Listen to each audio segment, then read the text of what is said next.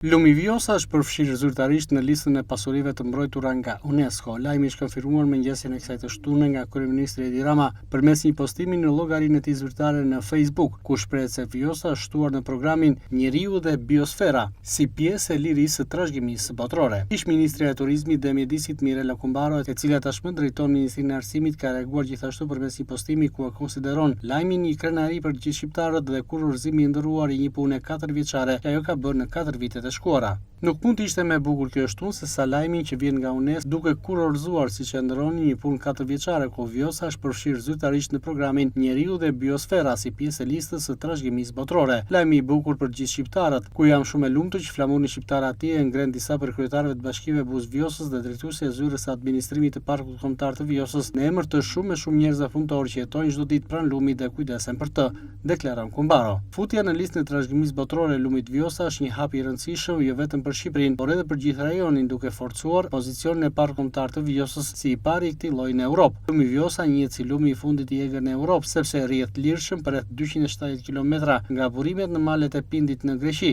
deri në derdhjen e detit Adriatik në Shqipëri.